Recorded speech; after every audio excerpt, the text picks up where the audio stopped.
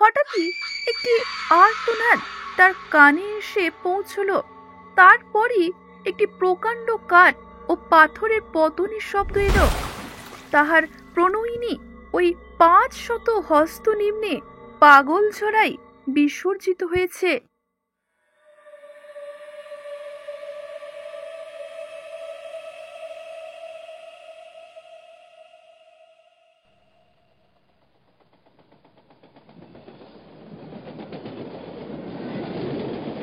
বরফ ঘেরা মেঘ ছোঁয়া হিমালয় দেখবার ইচ্ছা আমার বহুকাল থেকে। তাই আমার প্রিয় বন্ধু প্রবোধ চন্দ্রকে সঙ্গে নিয়ে আমি দার্জিলিং রওনা হলাম। আমরা পথে এর সম্বন্ধে অনেক আলোচনা করলাম। আমাদের উভয়ের মতই যে রেলে গেলে হিমালয়ের প্রকৃতি আমরা অনুভব করতে পারবো না। তার জন্য আমরা উভয় স্থির করলাম যে শিলিগুড়ি থেকে পায়ে হেঁটে দার্জিলিং রওনা হব। সকালে শিলিগুড়ি উপস্থিত হলাম। যতক্ষণ দার্জিলিং এর সুন্দর গাড়িগুলি আমাদের দৃষ্টিগোচর হলো, ততক্ষণই স্টেশনে আমরা তার বিচিত্র গতি দেখলাম। তারপরেই দুটি কুলির মাথার ওপরে আমাদের জিনিসপত্র চাপিয়ে দিলাম এবং নিজে নিজের হাত ব্যাগ নিজের কাছে নিয়ে বাজারের দিকে চললাম। পথে একটি বাঙালির সঙ্গে আমাদের দেখা হলো। আমরা বাজারেই বাসা নিয়ে থাকবো ভেবেছিলাম, কিন্তু তারা কিছুতেই তা করতে দিল না।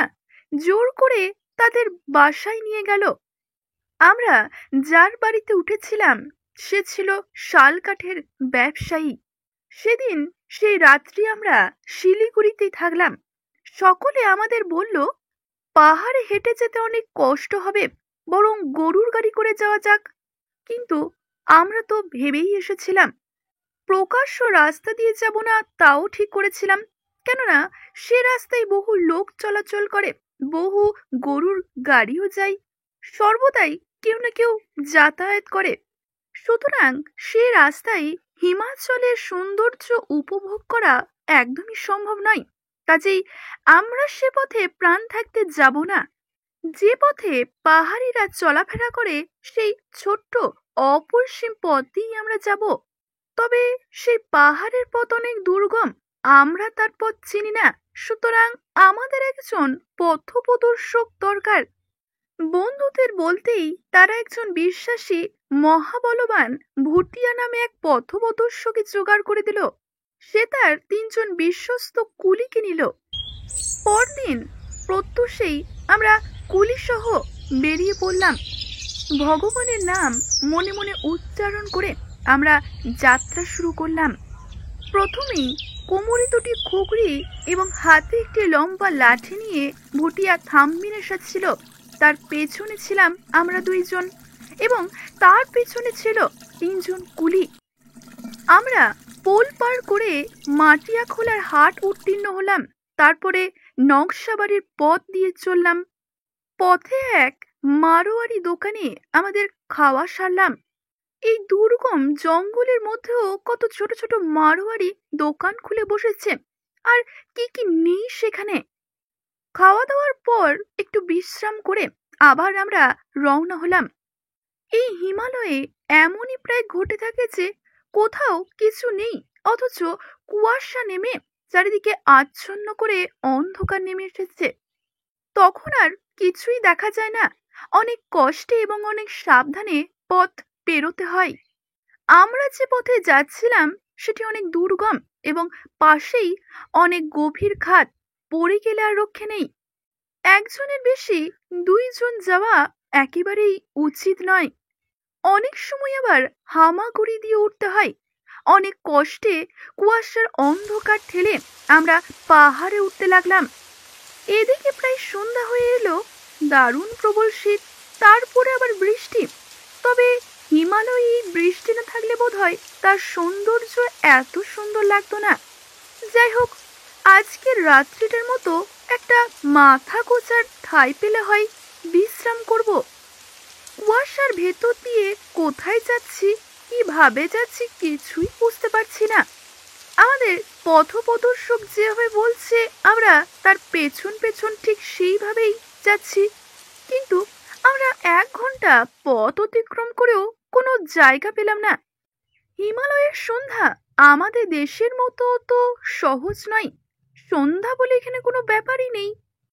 হঠাৎ করেই না বলে কয়ে সেই ঘন কুয়াশার মধ্যে অন্ধকার নেমে একেবারে একাকার করে তোলে। আজ সেই দৃশ্য নিজের চোখে দেখলাম।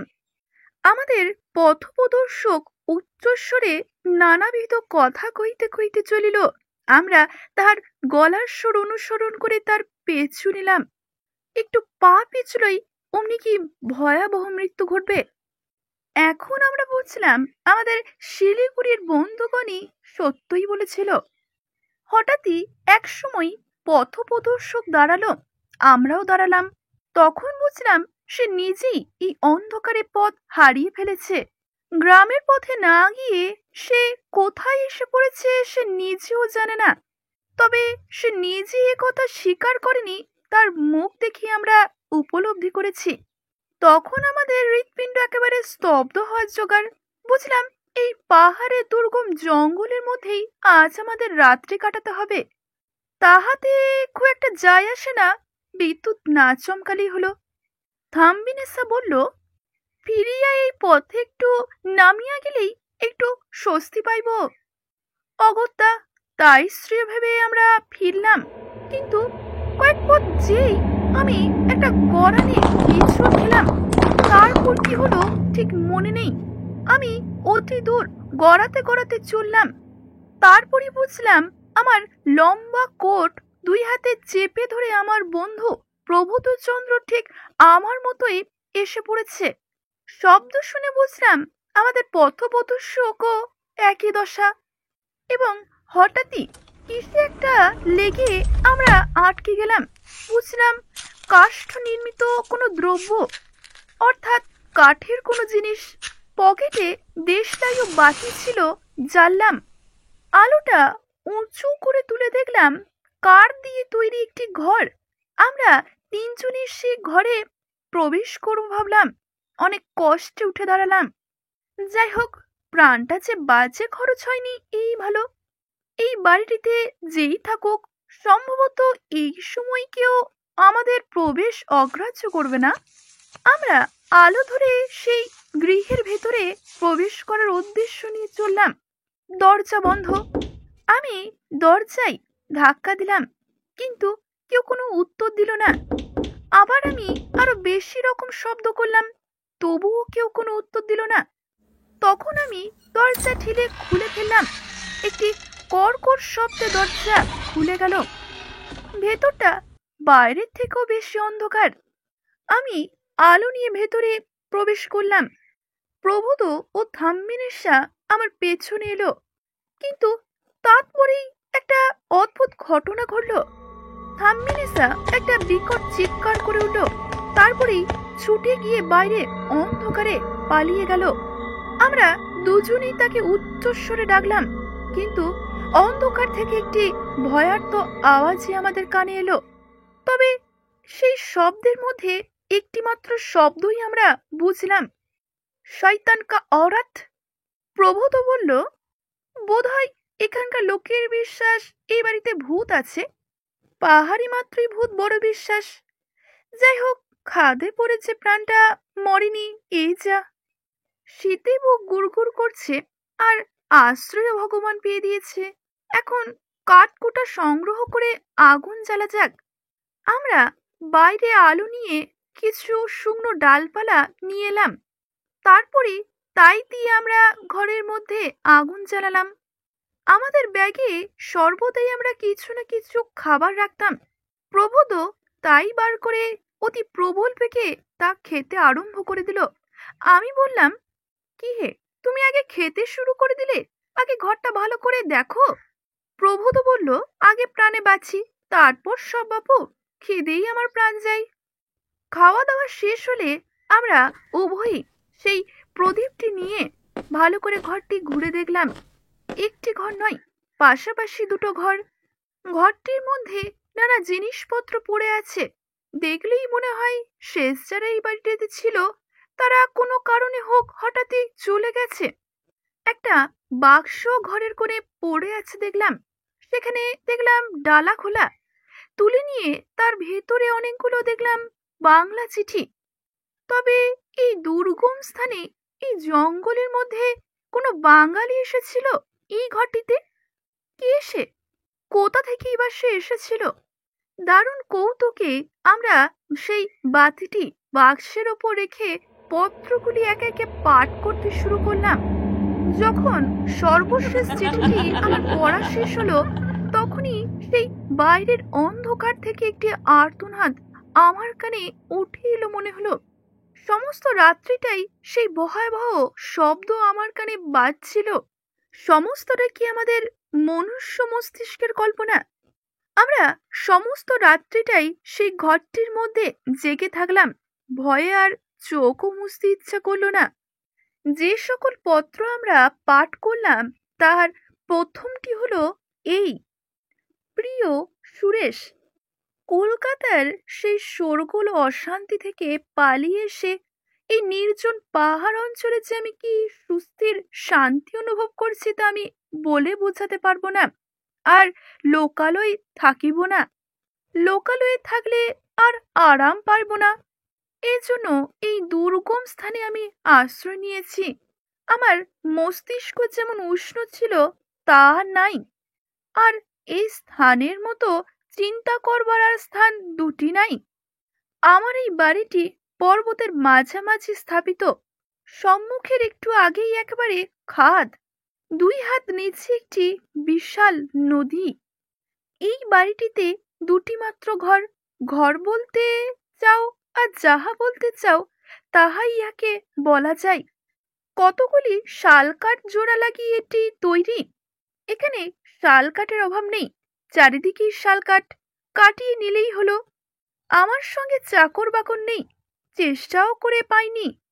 প্রায় 2 ক্রোশ দূরে একটি ভুটিয়া বস্তি আছে, সেখানে সপ্তাহে একদিন হাট হয়।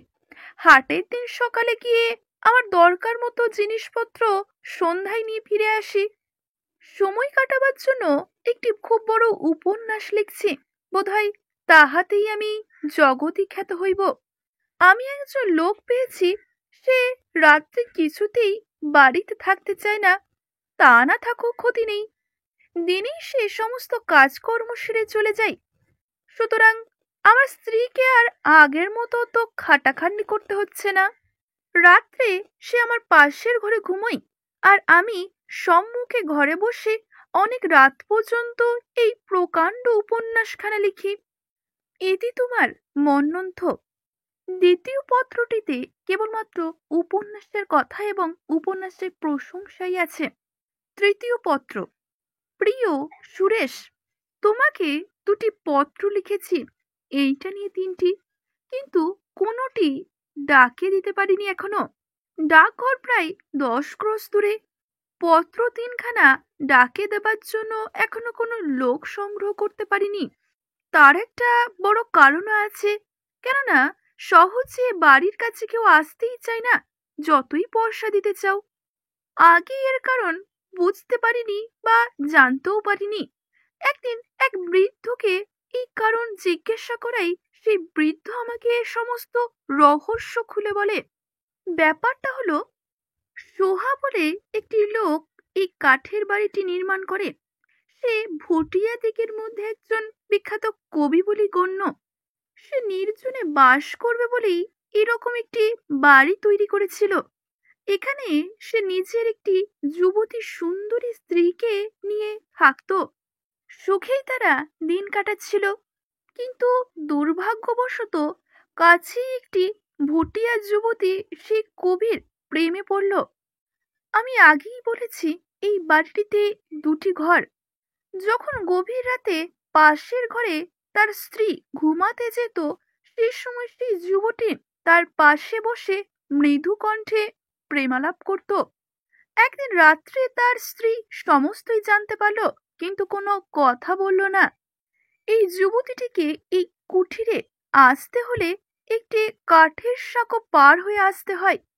এই সাঁকোর প্রায় 500 হাত নিচে এক ঝর্ণা বা ঝরা। এই ঝর্ণাটির ভুটিয়ারা নাম দিয়েছিল পাগল ঝরা। প্রত্যেক রাত্রে এই ঝর্ণার শাঁখো দিয়ে সেই যুবতীটি যাতায়াত করত।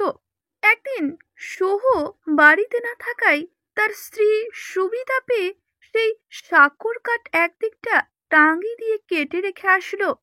এমনই ভাবে কেটে রাখলো যে কোনো মানুষের ভার পেলেই সেটি ধসিয়া পড়বে। তাই ঘটল। সে রাত্রে আগের মতোই সোহ সেই যুবতীটির জন্য অপেক্ষা করলো। হঠাৎই একটি আর্তনাদ তার কানে এসে পৌঁছলো। তারপরই একটি প্রকাণ্ড কাঠ ও পাথরের পতনের শব্দ এলো। তাহার প্রণয়িনী ওই ৫০০ হস্ত নিম্নে পাগল ঝরাই বিসর্জিত হয়েছে। কি এ কাজ করেছে তা বুঝতে সোহর দেরি হলো না। এর ফলে একদিন সোহ ও তার স্ত্রী দুজনেই সে গভীর খাদে পড়ল। সোহ তার স্ত্রীর গলা টিপে তাহাকে মারতে চেষ্টা করেছিল, কিন্তু ভুটিয়া স্ত্রীদের দেহে অনেক শক্তি। সোহার স্ত্রী তাকে টানতে টানতে সে খাদের কাছে আনলো, আর একসময় দুজনাই সে খাদের নিচে তলিয়ে গেল। আর সেই থেকেই সোহর প্রণয়িনী সোহর বাড়িতে প্রেত হয়ে আছে। ভেতরে আলো দেখলেই সে দরজায় আঘাত করে। তাকে ভেতরে প্রবেশ করতে দেবে না এমন সাধ্য কার নেই। অনেকেই এই বাড়িতে থেকেছে, কিন্তু এ বাড়িতে যে থাকে তারই মৃত্যু হয়। এই জন্যই এই বাড়ির কাছাকাছি কেউই আসতে সাহস পায় না।